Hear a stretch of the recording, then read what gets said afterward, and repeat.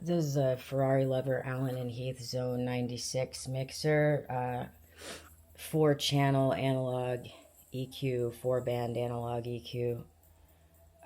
This is one of two. I have another one in my studio, and I had someone ask me a couple years ago. They were like, how much does something like this cost? And you can Google it, but this is priceless. It's definitely not available for sale anywhere to anyone other than me.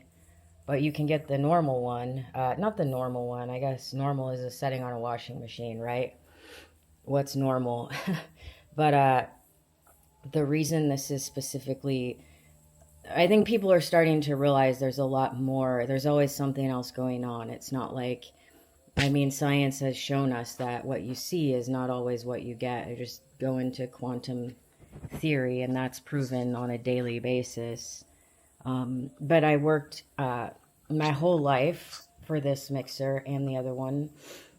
These are a newer pair of Technics turntables. My OG pair is, I also have, I haven't set them back up. They survived kind of like a disaster in my old apartment. My original 1210 MK2s I had for about 20 years. And for a long time, I was just living on a complete shoestring with next to nothing, and not little by little building my collection. But yeah, so the answer is this mixer is priceless. I've used a lot of Pioneer equipment, and I do have other Pioneer DJ equipment. The build quality on this is amazing, and but yeah, it's not something, I mean, you can Google how much the normal one costs, but this is the one specifically made for me. And I'm going to be integrating control vinyl and like CDJ club standard. Like I actually prefer the CDJ 300. They just came out with the CDJ X 300, the Pioneer, but I like the older one. And I'm going to be integrating MP3 and CD into this setup. This is primarily for my own, well, just because, I mean, I don't think that a person can be a producer or a musician or call themselves an artist if they aren't on some level a DJ. And God is the ultimate DJ. So yeah, it's actually a really tricky to get this send and return on these effects working properly. That is my vampire crystal glass. Yeah, so, oops, and I've got records everywhere on the floor, but you can just see you can see the build quality on this thing. It's just amazing.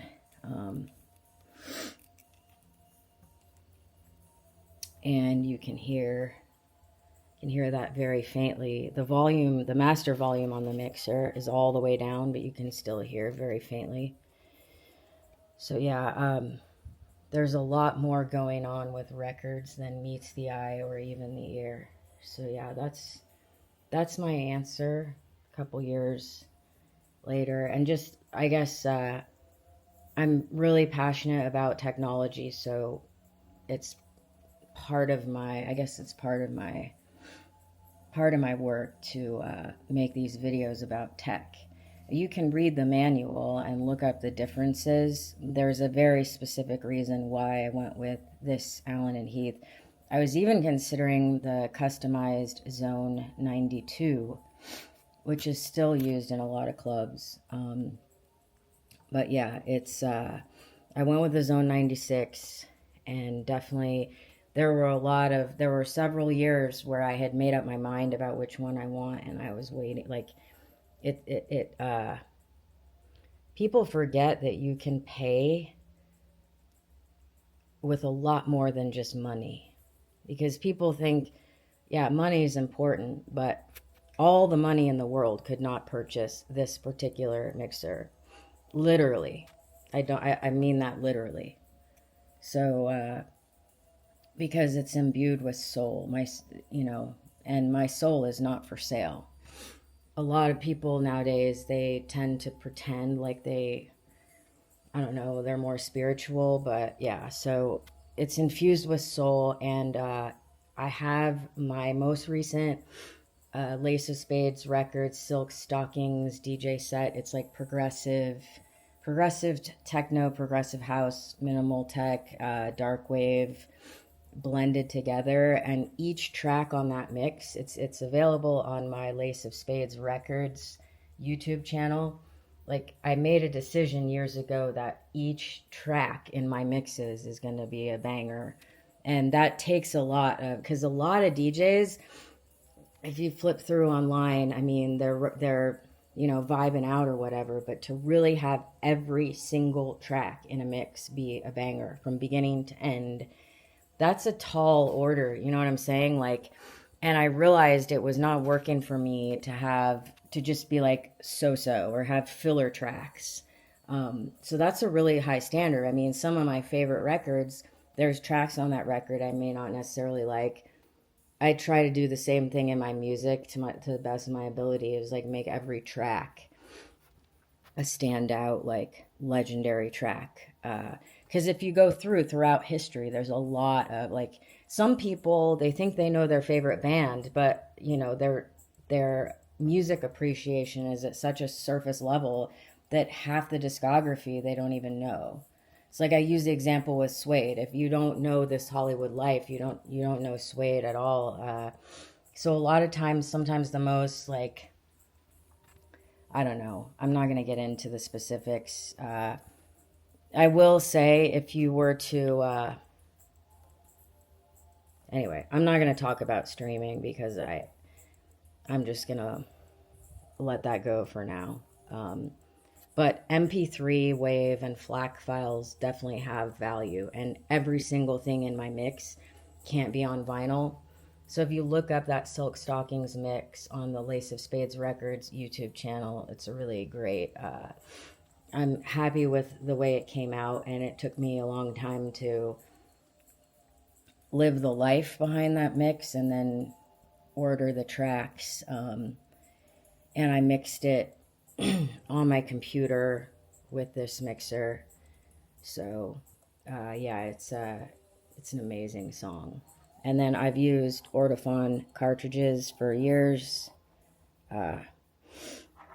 They're my preferred cartridge, and you can see the Lace of Spades logo there. Slip mats are really important. So anyway, this, again, a work of art. Basically, my home studio, everything is basically a work of art. It has to be, because that's how I roll, you know what I mean? Yeah, let's see.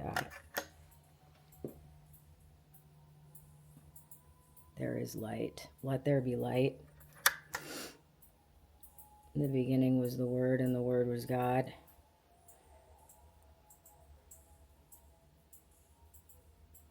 Music appreciation.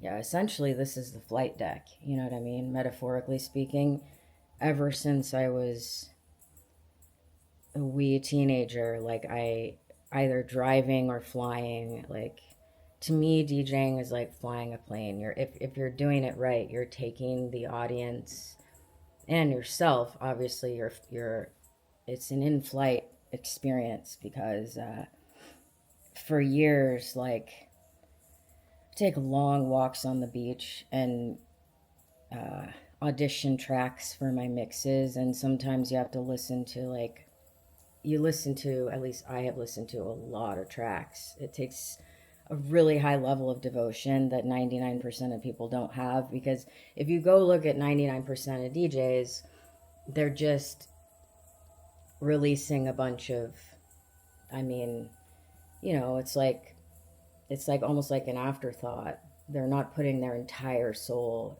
into each track. If it has a 4 on the floor beat and somewhat of a groove, they'll just release whatever. And one of the artists I mix a lot, Davi, that song Nosferatu. That's a great track.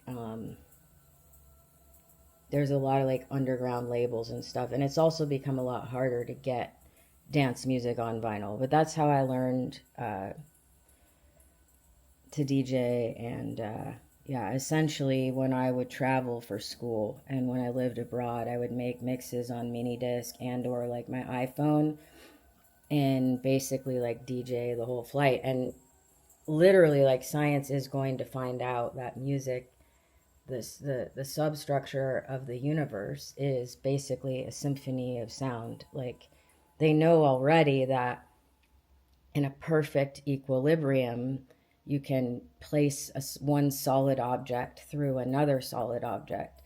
That's there's the famous slit experience where slit experiment, excuse me, not to reference the band, the post-punk band, the Slits, or Slint, who famously made Nosferatu Man. This is my autistic brain. But the dual slits, like the photon experiment, where they basically proved in quantum physics that reality requires an observer in order to exist. That's some deep stuff. Like, I think people are just barely starting to understand this stuff. You can't live in the world if you're like always so far out there, detached from 3D reality that you don't even, but at the same time, it's kind of like in the background as an art. Like, I've always been fascinated by quantum physics, and in the background of everything I do, it kind of feels like, because you have that lift, same principle in flight, because I've taken a couple of classes for like pilot ground school and everything, and the main force that gets an airplane off the ground is lift, and it's the same thing in a DJ mix. But yeah, I think ultimately they're going to be able to do a lot of like advances in medicine, and just basically like the world in general is going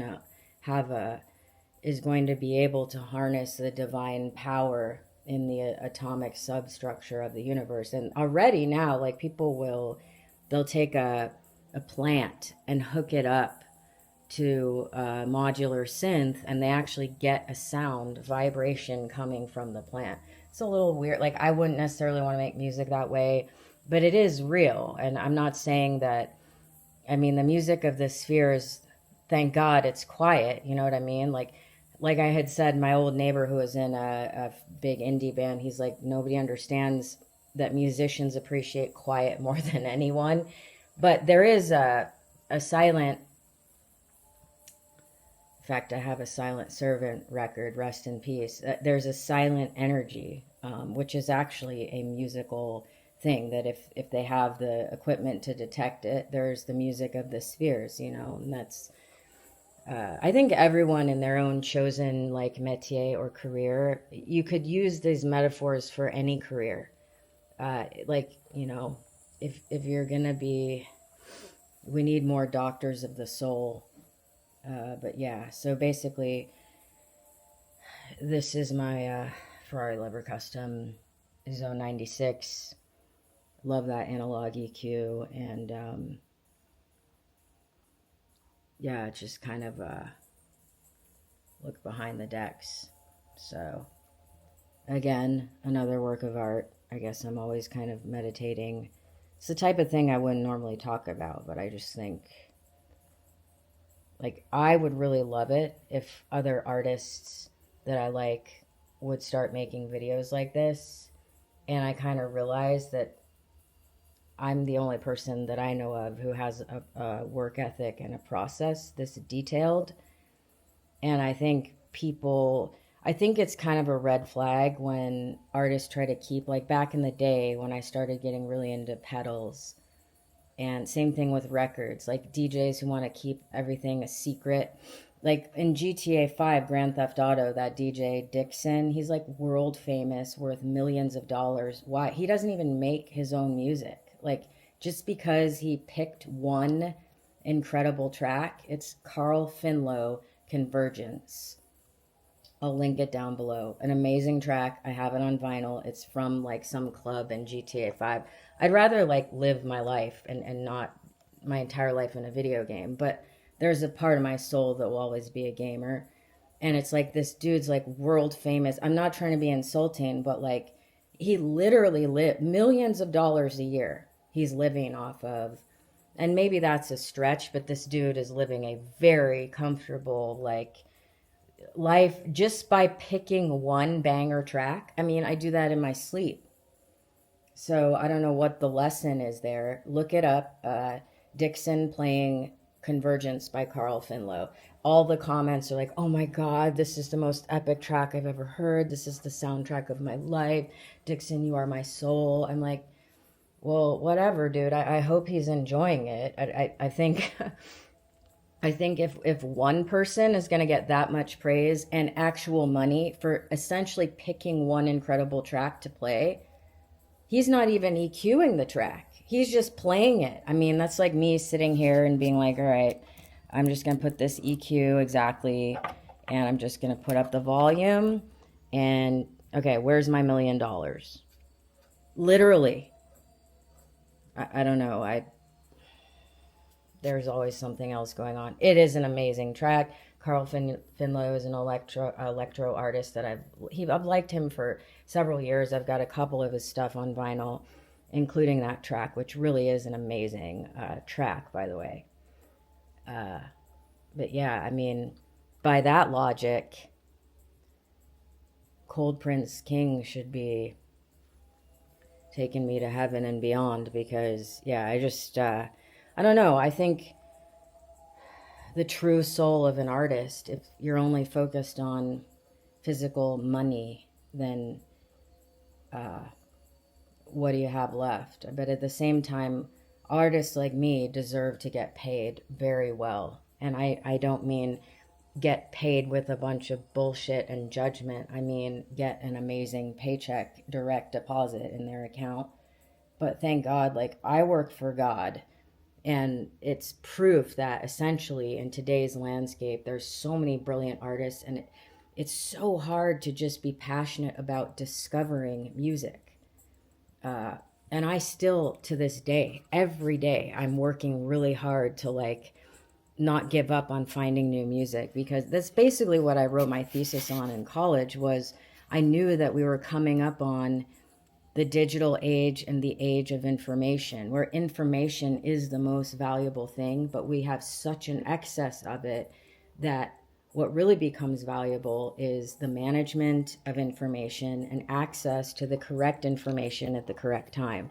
And it doesn't matter how advanced AI becomes, nothing will ever replace God. And that's like, so at the end of the day, like, there's not much difference between me and like an old school composer, aside from the fact that like I work hard to, maintain my mental health, because I think anyone who dives deep into all those realms you deal with a lot. I've done like all the shadow work. I've taken responsibility. Like I live a pretty amazing life. And I think in that sense, like wherever the money being deposited into my account to survive, it's it comes from God. And back in the day, there were not artists or musicians without benefactors. And so it's still to this day, like a lot of, like if you see your favorite artist, say they've got like a niche, people who think like their favorite band or whatever, if they've got over 100,000 listeners, they've basically done the impossible. And yet I know people who are brilliant artists who have 100,000 listeners on Spotify, and they have to work 3 jobs. They can't pay their rent. And or like a big name that's touring or whatever. Like I'm not going to name a bunch of labels, but there's a couple in the darkwave scene. I will. Dace Records, Artifact Records. They've got a lot of great artists on there, but who's paying their rent? When they're 9 hours in the van, at what point, like, musicians should not have to exchange their physical time and performance, like, for money over and over again. So the people at the highest tiers, in the way, they have it figured out. But I think people have to say, look, like, who, and I'll be honest, Justin Bieber sold his entire collection for $200 million, and he sold his soul. I'm telling you straight up, any musician, even if it's quote unquote not very good music, any musician's music is worth a lot more than $200 million. And I know it sounds bizarre, but it's like I heard an attorney once say, when it comes to money, it's never enough.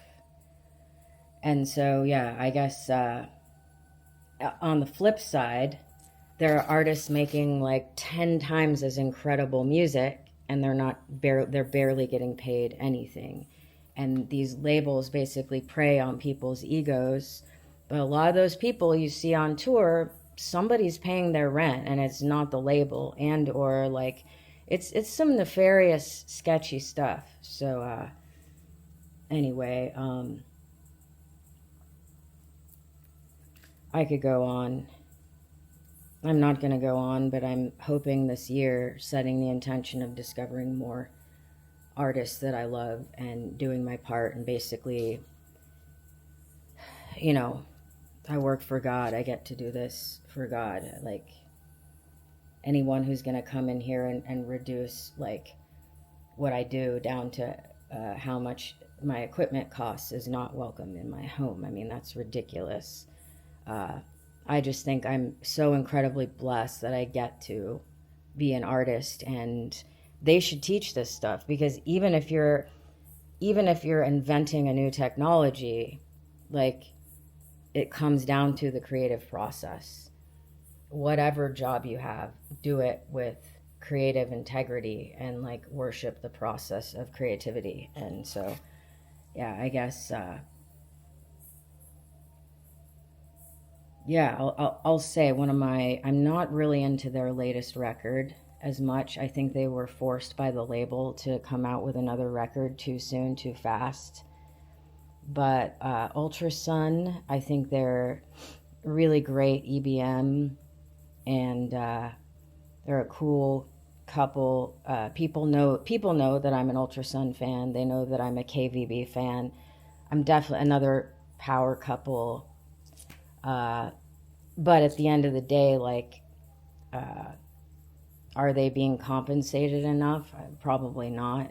And I'm definitely not a fanboy, that's for sure. But I think it's part of the job of being a musician to go to live shows and appreciate other music. And what starts to happen is you look at someone's feed, and all the entire feed as an artist is all their music. And so I personally, one of the reasons I don't tour aside from my health is that no matter how much I love my own tracks, it would drive me crazy to have to play the same song over and over and over again every night. There's something, definitely, talk about something mysterious going on, and like how much you have to practice every day, which is great. And I love live music. We should bring live music back to the smaller venues.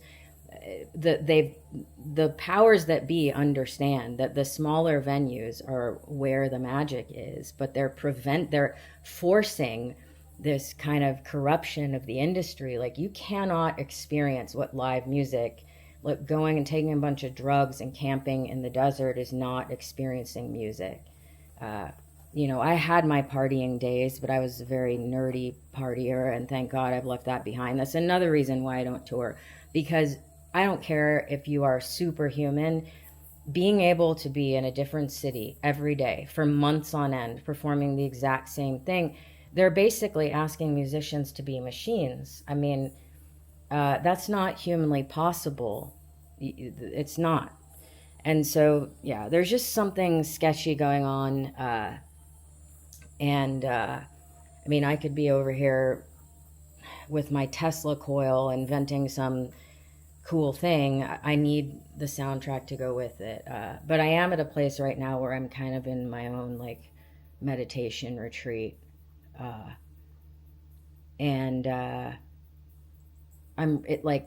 Being like promoting my music is just so, it's just not my style, dude. It's not my style.